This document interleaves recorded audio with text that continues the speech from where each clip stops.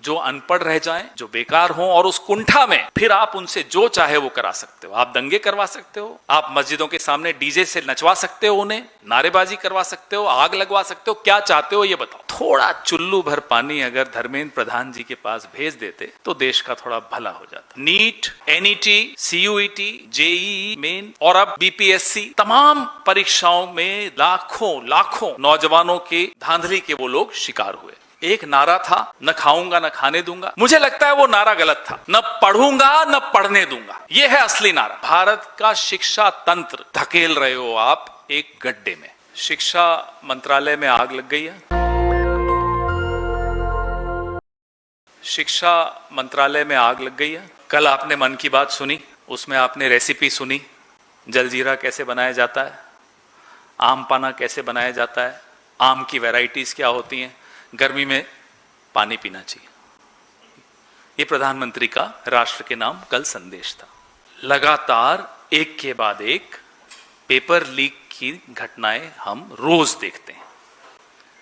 आत्महत्याएं होती हैं, नौजवानों की आत्महत्याएं होती हैं।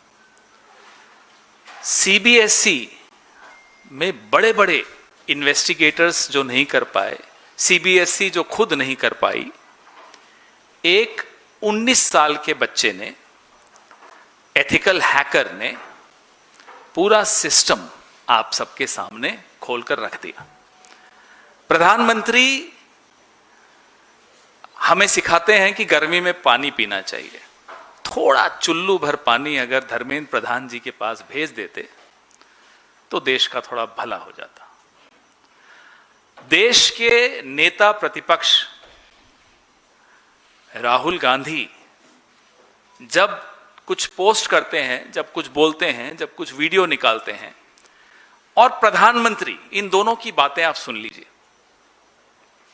आपको स्पष्ट समझ में आ जाएगा कि जिसको देश चलाने की जिम्मेदारी है वो आम की वैरायटीज डिस्कस करता है, और जो विपक्ष में है उसको चिंता है देश के नौजवान की, देश के भविष्य की।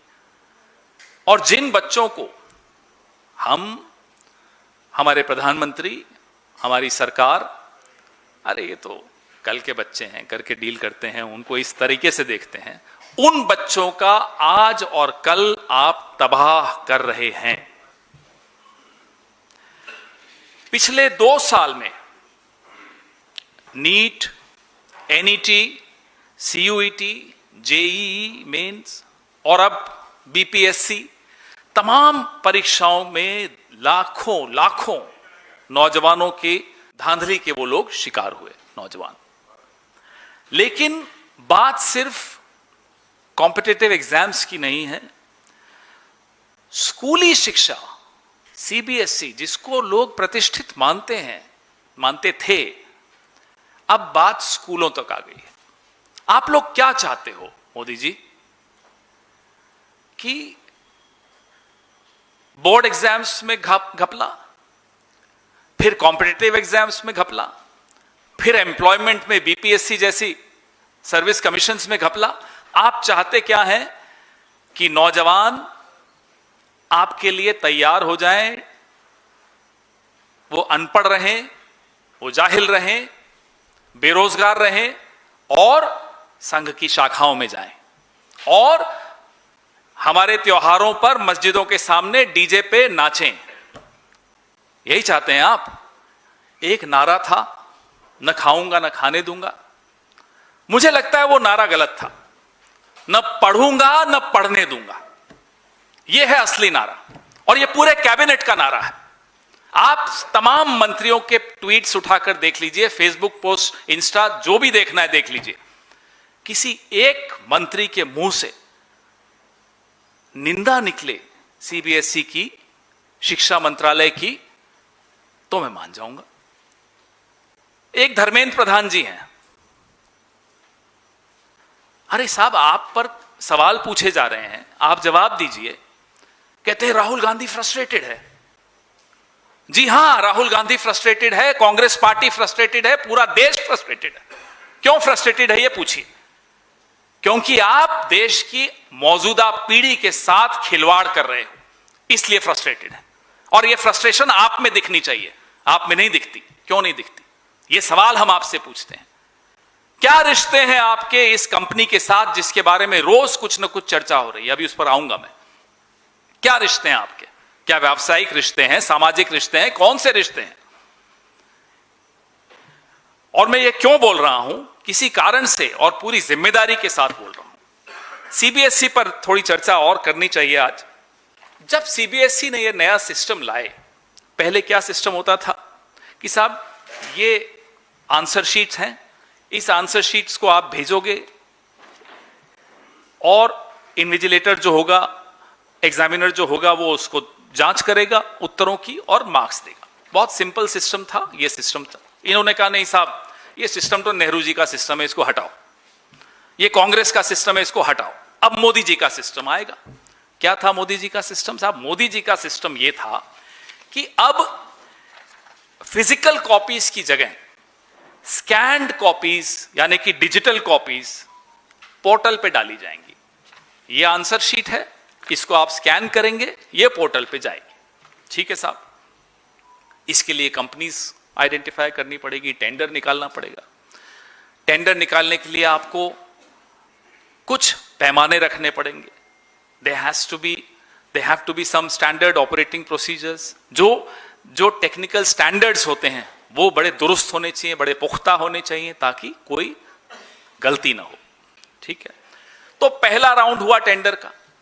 पहले राउंड में टीसीएस नाम की कंपनी, अकेली कंपनी थी, टाटा कंसल्टेंसी सर्विसेज, जो कि मार्केट की, इंडस्ट्री की एक लीडर मानी जाती थी। चलिए साहब, बोला नहीं एक ही कंपनी है, एक ही बिडर है, कैसे हो सकता है? एक और राउंड। अब जब दूसरा राउंड, उसमें कोई नहीं आया। फिर अगस्त 2025 में दो कंपनीज ने क्वालिफाई किया, टीसीएस और ये कोएम्प्ट एड्यूटेक। कोएम्प्ट एड्यूटेक, जिसके बारे में मैंने अभी एक सवाल उठाया कि धर्मेंद्र प्रधान जी, आपसे इनका क्या रिश्ता? और भाजपा के बाकी नेता भी बता दें, खुद ही बता दें, नहीं तो कोई 18-19 साल का लड़का फिर निकाल के ले आएगा कि साहब ये रिश्ता है। तो उससे पहले खुद ही बता दीजिए क्या रिश्ता है। अब क्या हुआ कि अगस्त 2025 में जो टेंडर आया, इसमें ये दो कंपनीज क्वालिफाई की। टीसीएस तो साइड में हो गया, कोएम्प्ट एड्यूटेक सामने आ गया। उसको क्वालिफाई करवाने के लिए जो स्टैंडर्ड्स होने चाहिए, जो पैरामीटर्स होने चाहिए, जो क्राइटेरिया होना चाहिए, उस सबको हल्का कर दिया गया, डाइल्यूट कर दिया गया। क्यों? ताकि कोएम्प्ट को लाया जा सके, उसको यह ठेका दिलवाया जा सके। क्या क्या काम किया, क्या क्या डाइल्यूट किया, वो आप सुन लीजिए।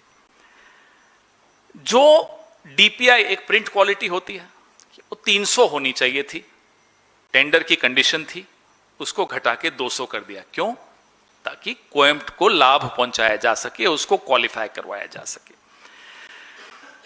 जो स्कैन क्वालिटी की मैं बात कर रहा हूं, जो एक कंपलसरी चीज थी, रोबोटिक हाई स्पीड स्कैनर, बड़ा महत्वपूर्ण चीज है, ये मैंडेटरी था। मई 2025 जो पहला टेंडर था, उसमें भी मैंडेटरी था।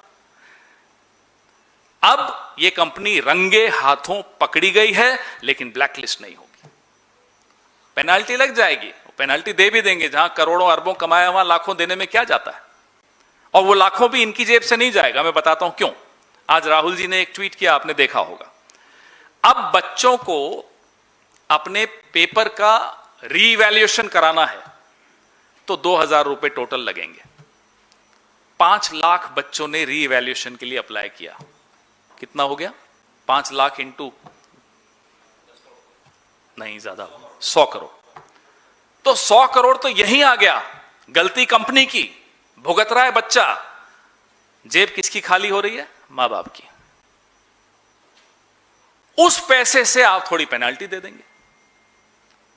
धर्मेंद्र प्रधान खुश, कोएम्प्ट खुश, मोदी जी आम की वैरायटी बता ही रहे हैं आपको। उस पैसे में आम भी मिल जाएंगे, थोड़े बहुत बांट लेंगे, हम सब खा लेंगे आम। हम तो आम से तो मोदी जी का बड़ा पुराना रिश्ता है। हमने सुना था पत्रकार बोल रहे थे, सर आप आम काट के खाते हैं, चूस के खाते हैं? आम से बड़ा पुराना रिश्ता है। मोदी जी का सबसे पुराना रिश्ता होता है ना, आम से भी बड़ा पुराना रिश्ता है। खैर, तो एक्सपीरियंस क्राइटेरिया हटा दिया। अब एक और क्राइटेरिया था कि साहब जिस कंपनी को ये ठेका मिलेगा उसका अपना डेटा सेंटर होना चाहिए। वो क्राइटेरिया हटा दिया कि नहीं साहब थर्ड पार्टी क्लाउड यूज करेंगे।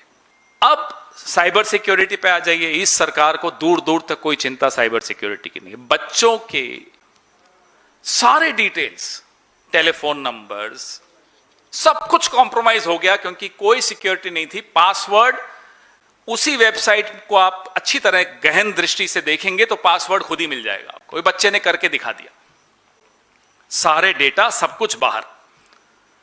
तो और ये एक एथिकल हैकर ने किया है, कोई एक्सपर्ट ने नहीं किया। Answer sheet, educational documents, payment records, phone numbers, emails, transaction records, सारे डिटेल्स सार्वजनिक क्षेत्र में आ गए, पब्लिक डोमेन में आ गए। करोड़ों करोड़ों लोगों के सारे डिटेल्स आपके पास हैं। अब कोई शिकायत आती है किसी विभाग की, किसी मंत्रालय की, किसी संस्था की, तो उस संस्था को क्या करना चाहिए? उस संस्था को उस शिकायत को दूर करना चाहिए या सवालों के जवाब देने चाहिए। लेकिन क्या हुआ, सीबीएसई ने क्या किया? सीबीएसई तो खैर क्या, हिज मास्टर्स वॉइस हैं, ऊपर से कहा होगा, ऊपर मतलब धर्मेंद्र प्रधान के ऊपर आम वाले भाई साहब मोदी जी, उन्होंने कहा होगा, किसी न किसी ने कहा। सीबीएसई ने एक स्क्रिप्ट बनाई, सारे स्कूल्स, प्रिंसिपल्स सबको दिया टॉकिंग पॉइंट्स कि भाई ये जो क्रिटिसिज्म हो रहा है ना इसको दबाओ। और एक, माफ कीजिएगा, अपने आप को पत्रकार कहते हैं लेकिन अब वो ब्रोकर हैं या पार्टी हैं हमें नहीं मालूम, बच्चे को बोला ये तो पाकिस्तानी है। सार्थक या जो बच्चा था जिसने बेचारे ने सबसे पहले एक्सपोज किया, वो तथाकथित पत्रकार, मैं पत्रकार बोलने में बड़ा घबराता हूं क्योंकि वो शब्द बहुत सम्मानीय शब्द है, बहुत सम्मानीय पेशा है, लेकिन वो अपने आप को पत्रकार कहता है। और मैं बार बार उससे पूछना चाहता हूं कि तुम पार्टी हो या ब्रोकर हो? बच्चे को कहा ये पाकिस्तानी है, राष्ट्र विरोधी है।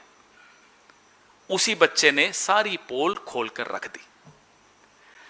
आप कितने ही स्क्रिप्ट्स बांटो अपने तथाकथित पत्रकारों को, अपने प्रिंसिपल्स को, जो आपके ऊपर निर्भर करते हैं अपनी सैलरी के लिए, उनको, हकीकत आपके सामने आ गई। और अब सवाल लोग पूछ रहे हैं कि साहब रिश्ते बताइए क्या हैं। अब कुछ लोग कहते हैं कि धर्मेंद्र प्रधान जी से पारिवारिक रिश्ते हैं, हमें नहीं मालूम है या नहीं है, या तो आप लोग बताएंगे या फिर कोई 18-19 साल का बच्चा बताएगा। जो भी हो, 18.5 लाख बच्चे सिर्फ सीबीएसई की शिकार बने। और अगर हम सारे एग्जाम्स पिछले 4-5 हफ्तों से जो चर्चा कर रहे हैं उठाकर देखें तो 55 लाख बच्चे, यानी कि 55 लाख परिवार आज संशय में जी रहे हैं, परेशानी में जी रहे हैं, और धर्मेंद्र प्रधान के शब्दों में बोलूं तो फ्रस्ट्रेटेड है। धर्मेंद्र प्रधान के चेहरे पे शिकन नहीं है, कोई फ्रस्ट्रेशन नहीं है। जो हुआ मैं आपको प्रेस रिलीज में दे ही रहा हूं, तुलना कर रहा हूं, लेकिन एक बड़ा इंपॉर्टेंट, बहुत महत्वपूर्ण डेटा पॉइंट है जो मैं आपसे साझा करना चाहता हूं। यूपीए 2 2013-14 में जो शिक्षा पर बजट में खर्च किया जाता था वो 4.77% था बजट का। आज मोदी साहब अभी थोड़े दिनों में मनाएंगे अपने 12 साल, 2.50%, 50% घटा दिया बजट में शिक्षा का हिस्सा। हमारे सवाल मोदी जी से, क्योंकि और तो कोई इस सरकार में है नहीं, वही है अकेले, आखिर एक कंपनी को लाभ पहुंचाने के लिए आपने नियम लगातार क्यों बदले? क्या रिश्ते हैं उस कंपनी के भारतीय जनता पार्टी के इकोसिस्टम के साथ? Number 3, why were technical eligibility rules repeatedly changed?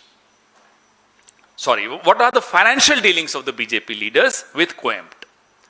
जो भारतीय जनता पार्टी के नेता हैं, वो धर्मेंद्र प्रधान हो, अन्य भी हैं, कईयों के साथ फोटो साझा हो रही हैं। फोटो पे हम ज्यादा गंभीरता से नहीं लेते, फोटो किसी के भी साथ किसी की आ जाती है, वो छोड़िए, लेकिन रिश्ते हैं।